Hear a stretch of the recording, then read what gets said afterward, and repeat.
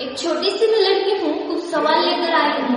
एक छोटी सी मैं लड़की हूँ, कुछ सवाल लेकर आई हूँ। आंखों के आंसू दिल में बवाल लेकर आई हूँ। आप सभी मौन साधना, बस साथ नहीं चाहिए। आखिर क्यों इतनी गलत होती है लड़कियां? बस आज यही बताइए, बस आज यही बताइए। हाँ, मैं ही हूँ निर्भया और मैं ही वो 2 साल की बच्ची हूँ जो चीख चीख करके दिए छोड़ दो मुझे, अभी तो मैं उम्र से ही बच्ची हूँ, अभी तो मैं उम्र से ही बच्ची हूँ। नमस्कार, मी खदिजा मुझीब बागवान आज सक्षम फाउंडेशन पेठ वडगाव आयोजित ऑनलाईन वक्तृत्व स्पर्धेमध्ये विषय मांडत आहे महिला व मुलींवरती वाढत्या अत्याचारांचा प्रमाण आणि लहान मुलींवरती होणारे अत्याचार। एका बाजूला आदिशक्ती महामाया म्हणून आपल्या इथे स्त्रियांना सन्मान दिला जातो। गाडगे मैत्रिणीच्या तत्वज्ञानाचा सुगंध इथल्या मातीत पसरलेला दिसतो। रजिया सुलतानपासून ते झाशीच्या राणीपर्यंतचा इतिहास आपल्याला सांगितला जातो, पण एकेकाळी याच ठिकाणी निर्भया, पोपटी, भिलवणी अशा अनेक घटना आपल्याला घडताना दिसत आहेत। स्त्री संरक्षण हा एक प्रश्नच नाही तर ते समाजापुढचं एक आव्हान बनून गेलेलं आहे। कलम 292 ते कलम 294 मध्ये स्त्रियांवरती अश्लील वर्तन करणाऱ्यांवरती कडक कारवाई केली गेलेली आहे, पण तरीही आज तंतूमध्ये नैना साहनी जाळली जाते। एकतर्फी प्रेमामधून रिंकू पाटील, अमृता देशपांडे अशांची हत्या केली जाते।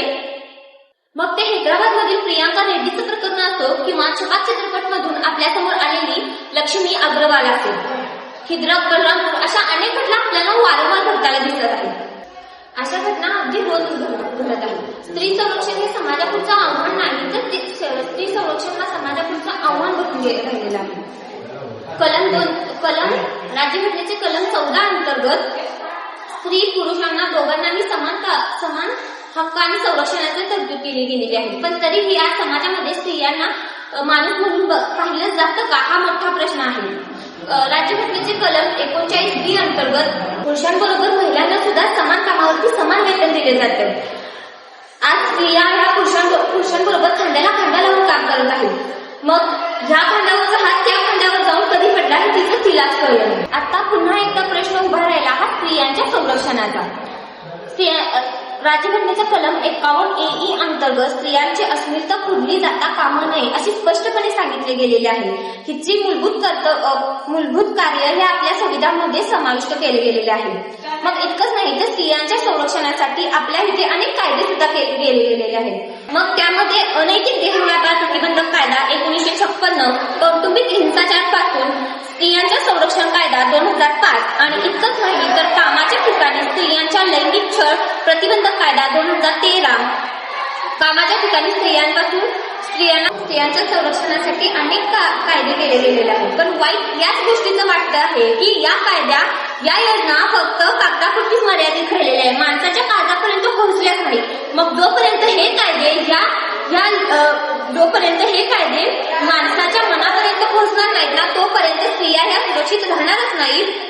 आज विषय आहे महिला व मुलीवरती वाढते लैंगिक अत्याचार। मित्रांनो, आज आपण 21व्या शतकात जगत आहे। मोबाईल, इंटरनेट, चंद्रावर जाणाऱ्या गाड्या, डिजिटल इंडिया, स्मार्ट टीव्ही सगळे पुढे चाललेलं आहे। पण एक प्रश्न मनाला सतत टोचत आहे, जर देश प्रगती करत असेल तर महिला सुरक्षित का नाहीये? दररोज सकाळी वर्तमानपत्र उघडले की एक तरी बातमी असते लहान मुलीवरती होणारे अत्याचार, महिलांवरती होणारे बलात्कार, महिला जळाला। हे वाचून मन सून होतं, पण दुसऱ्या दिवशी आपण विसरून जातो। मित्रांनो, आज अत्याचार केवळ रस्त्यावर होत नाहीये, ते घरात, शाळेत, ऑफिसमध्ये, बसमध्ये, ट्रेनमध्ये, सोशल मीडियावरती होतात। एक छोटीशी मुलगी जिच्या हातात धावले असलेल्या